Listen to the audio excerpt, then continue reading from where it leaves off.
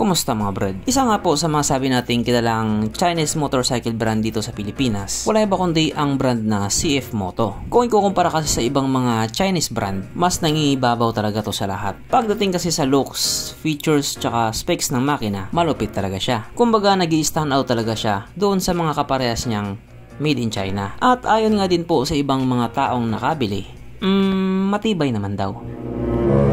Ano sa tingin niyo mga brad? Matibay ba?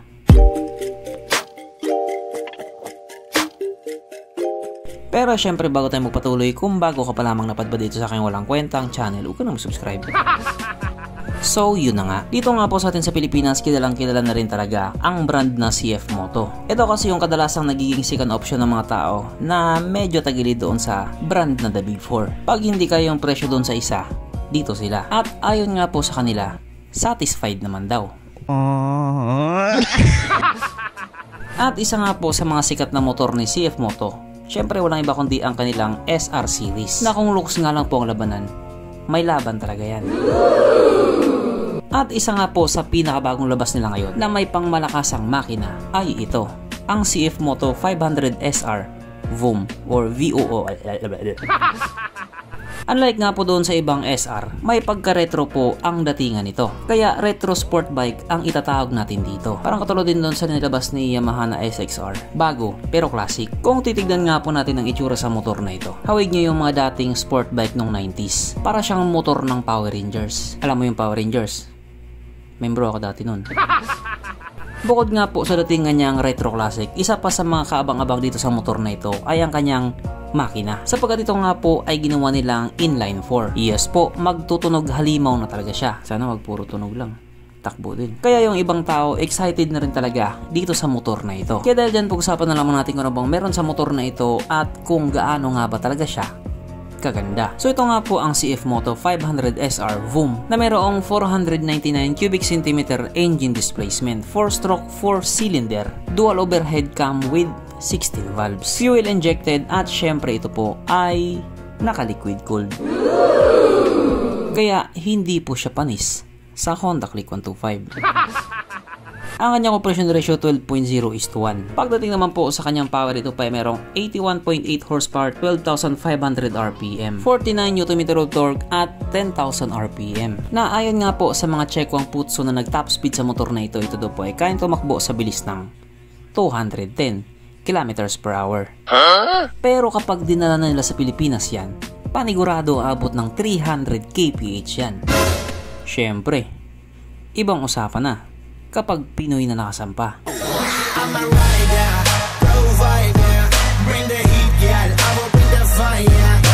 Ang kanyang tangkay ay kaya magkarga ng 15.5 liters fuel tank capacity na kumukonsumo naman na po ng 20 kilometers per liter. So para nga po sa isang 500cc na naka 4-cylinder, matipid na po yun. O nga pala, meron din po itong slipper clutch. Ang sukat na niyang gulong 120/70/17 sa harap at 160/60/70 naman sa likuran. Syempre paras na po itong naka-tubeless. Pagdating naman po sa kanyang mga braking system, ito po ay naka-dual disc brake sa harap at disc brake din po sa likuran. As expected, ito nga po ay may ABS.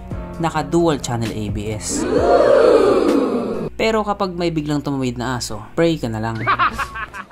Ang kanyang seat height ay mataas sa 795mm at 140mm naman ang kanyang ground clearance. At ang motor nga po na ito ay may kabuuang bigat na 194 kilograms. So para nga po sa isang 500cc na retro sport bike, sakto lang yung bigat niya. Pero mabigat talaga siya. Mapunta naman po tayo sa iba pa niya mga features. So ang mga ilaw nga po sa motor na ito, naka full LED na po. At speaking of ilaw, kung mapapansin nyo nga po yung dalawang bilog niya, yan po ay nagsisilbi ding ram air intake niya. Diyan nga po dumadaan yung masamang espiritu. Ang kanyang gauge panel, ito po ay naka TFT display na basic ng alam po sa kanila. Halos nga po lahat ng motor nila naka TFT display talaga. At nilagyan nga din po nila ito ng smartphone connectivity or yung Smart Connect na ayon nga po sa iba, wala naman daw talagang connect. Ito nga din po yung mga features na medyo useless talaga para sa iba. Pero siguro may mga tao pa rin talaga na ginagamit yan. Pangluto?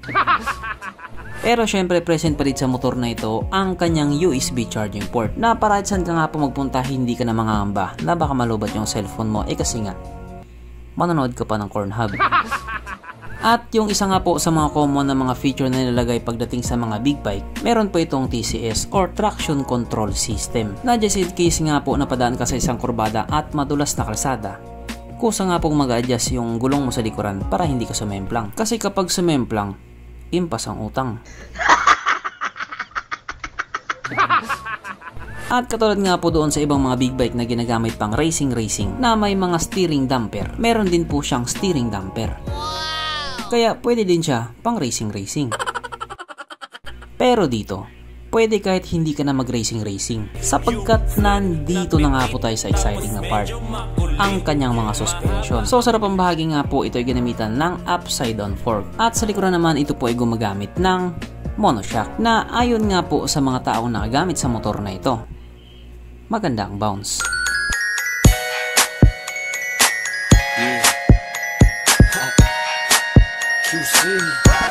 At dahil ayokong mabitin ka, meron pang isa.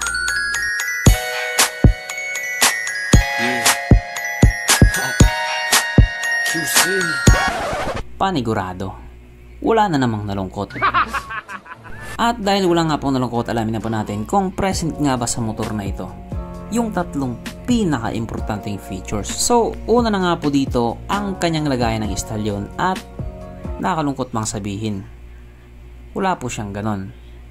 Wala siyang lagayan ng istalyon. Pangalawa, wala din po siyang sabitan ng pulutan. At oras na nga po para sa ating Red Horse check, ang pinaka-importanting feature sa isang motor. At ayon nga po sa aking masusing pag-aanalisa, ang motor na ito ay kayang magkarga ng wala po siyang kargahan ng Red Horse. So therefore ang motor na ito, ayoko na lang mag-talk. At regarding nga po sa presyo niya, ito nga po nagkakalaga ng 34,980 Chinese Yuan na kung i-convert nga po natin into Philippine Peso, ito po ay papatak ng 280,000 pesos. So pagdating nga po sa bagay na yan, hati na naman yung opinion ng mga tao dyan. Panigurado may magsasabi na mura yan para sa isang 500cc na naka 4-cylinder. At syempre meron din magsasabing mahal naman yan. Hindi naman yan kasali sa The Big 4. Doon na lang ako sa The Big 4. At kapag yan nga po dinala na sa Pilipinas, panigurado magbabago din yung presyo niyan. Panigurado tataas yan. Kung ikaw tatanungin, Brad, kapag nagpresyo ba to ng 300,000, bibili ka o hindi? Or magpapabili ka ba sa mama mo o hindi?